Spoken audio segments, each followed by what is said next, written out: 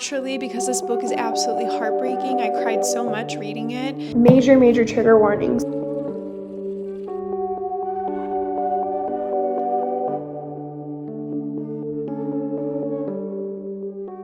I'm back and I have baby bangs now. Baby bangs are not for the weak, let me tell you. They take a lot to style. Anyways, we're starting a reading vlog for Sword of Kaigen.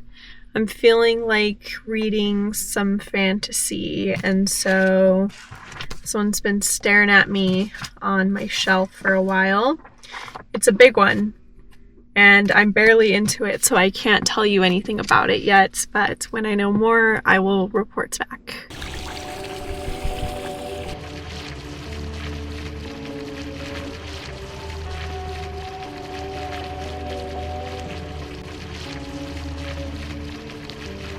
Sword of Kaigen follows a small mountainside village in this fantasy world where it is home to some of the most powerful fighters in this world. They are capable of moving water and air, very elemental magic similar to Avatar: The Last Airbender. We follow the perspective of 14-year-old Mamoru and his mother Misaki. Misaki comes from a past where she is a fighter herself, and she has let go of that side of her to be a mother and housewife, as this is a very traditional village.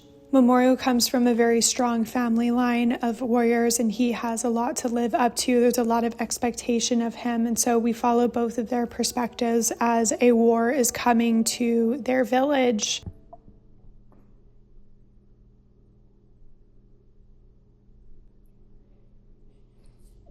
Do you see yourself on the camera?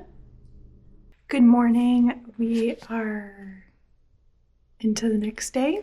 Yeah, I filmed yesterday. I'm about this far into the Sword of Kaigen. I think the last update I gave you guys is that, yeah, it's like a pretty easy fantasy read. I bite my words, I take those back. We're now like far into the part of like having to constantly reference the glossary in the back because there's just so many words that is, you know, made up for this world, and I have to be like, wait, what is that again? So it's a very interactive read. If that is something that bothers you, you might not enjoy this, but I actually really like interactive reads. Mamoru, the main character, he meets somebody that's new in his town who comes with a lot of information, and this information kind of turns his world upside down. Like, he is processing some of this information, and he's, you know, obviously confused. Don't you just like going like this with big books? I love doing that. I love just kind of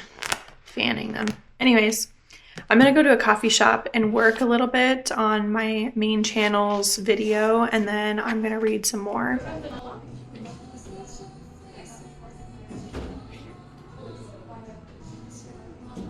I'm about this much further.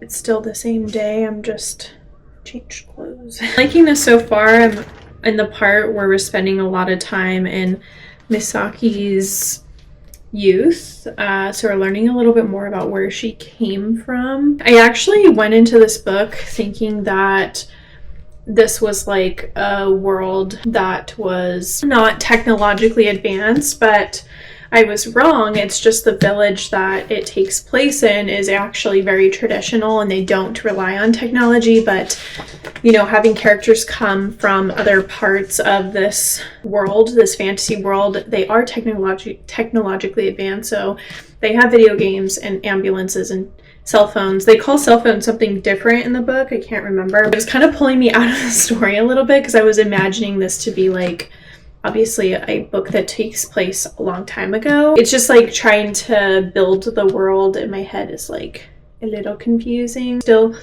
oh my god, my dog is ready for her walk. So it's gonna be a few hours until I read because I'm about to go on a walk, but yeah, I am enjoying this so far.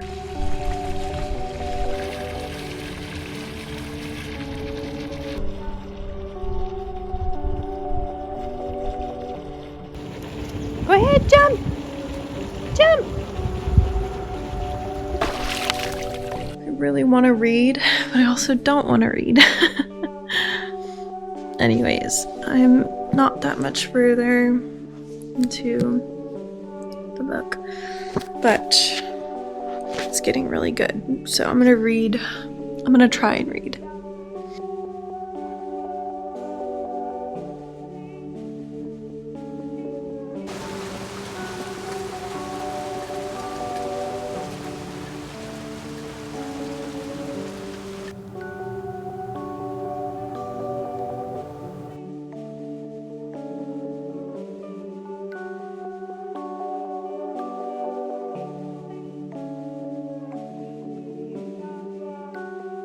I was just about to talk about how I find this very similar to the Poppy War series. I really feel like I'm in the scene of the war, and I was going to compare that to Poppy War.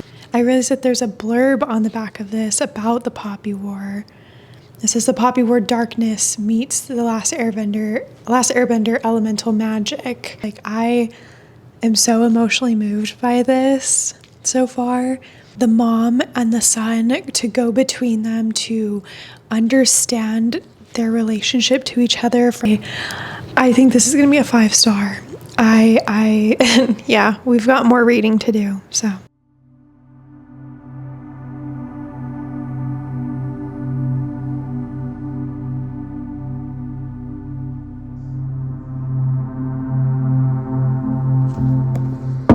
About this much through. I cried yesterday. I did not expect to cry reading this all of a sudden. You know, you think like it'll usually happen towards the end of the book, something big happens, but no. She did not hold back, let me tell you. I was just like, I'm shocked. I'm shocked, truly. This was a very brutal war scene that just broke out, and gruesome. Yeah.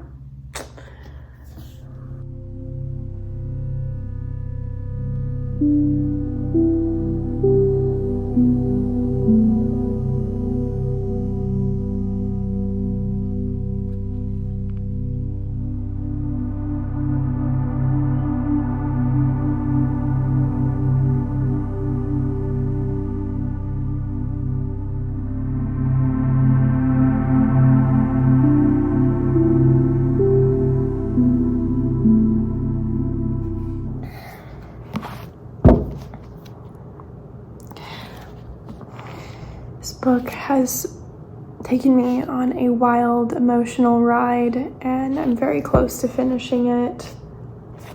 I have so much appreciation for the mother themes of this book.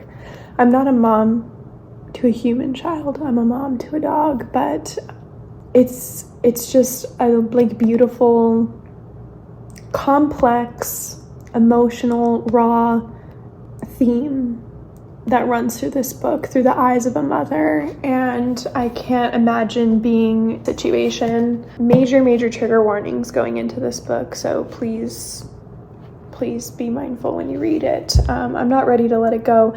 I think this is going to be a 5 stars for me, though. Let me tell you, like, this, I devoured this. If I hadn't been so sick, I would have finished this a long time ago. Yeah, I would have finished this in just a few sittings, but now I'm feeling better. We're gonna finish it. I'm gonna try Fruit Riot. I'm curious. Unfortunately, they didn't have the grape ones. Coco, you can't have this.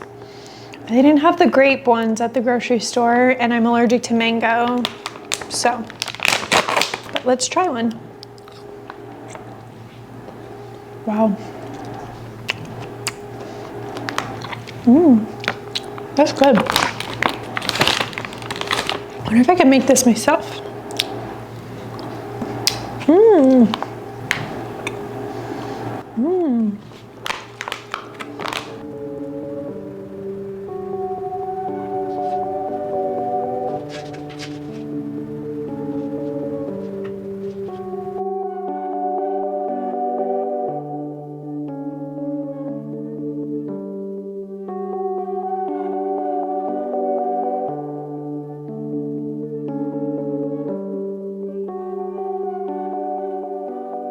Just finished The Sword of Kaigen by M.L Wang. This was such a brilliant read. I enjoyed this so much, and I would have definitely finished this a lot sooner, but I got sick these past 4 weeks and I've been struggling to recover, and it's been hard some days to read. But aside from that, I think I would have absolutely flown through this book. It was so good. Just to give like a little bit of what it's about, we have Misaki, the mom, and their son, Mamoru. I think it's Mamoru. Misaki has had this past of being a fighter, and Mamoru is the fighter of his village. He carries traditional fighting skills from his family. He comes from a very powerful bloodline, and there's this expectations of him to grow into this powerful warrior. And of course a war breaks out, and it puts both of them into, we get to experience both of them in this war, from a mom with a fighting past and a son growing into this warrior. There's so much of this that it's like painful to talk about because it's so good. The author went in a direction that I did not expect. I think I was in denial. I was like, okay, but this is all? What else is going to happen? Like something's going to happen. And things, we have the aftermath of the war, right? And technically the war is not finished. I do think that Wang wrote this book with the expectation of continuing the series, maybe not with these characters, but to continue the world that she created. But I have read that since then she has decided to not continue this series because it was very painful for her to write.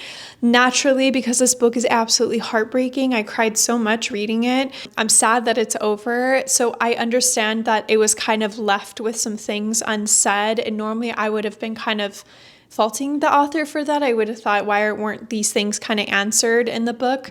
But I have respect for her to come out and say, like, I can't do this, because there's nothing more disappointing than an author kind of forcing themselves to finish something because the fans are expecting it. It ends up being really poorly written. And so I respect her for that. I'm okay with some things not being answered with this ending. So I feel like I'm kind of all over the place, but it's just because I just finished it and I'm so emotional. I actually can't wait to read this book again after some time. The hardest part about this book is understanding the world building. So there's a lot of words that are new to me that I was struggling to like pronounce in my head.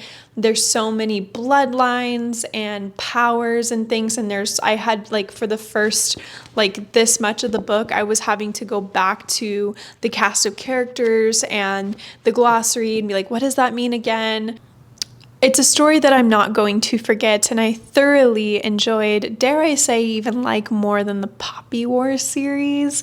And I like the Poppy War series. I actually haven't finished it yet, though. I do need to finish the last book. Same vibe of the characters that have a lot of growing up to do and are kind of unlikable in some aspects, and you see them change over time, and I think she did that so well with this story. I'm gonna miss this little world that I got to enjoy. I do recommend you guys checking this out if you are into fantasy and fighting. Do check trigger warnings, because there's a little bit of like romance and yearning sprinkled in, but it's not the center focus of the story. It is going to leave me wondering what would have happened between the characters as time goes by and how they're doing. I know they're not real, but I just want to know, are they okay? So silly, but yes, you have to read The Sword of Kaigen. Let me know your thoughts if you have read it. Thank you so much for watching this little reading vlog. Let me know if you want to see more, and we'll talk about it. See you in my next reading vlog. Bye!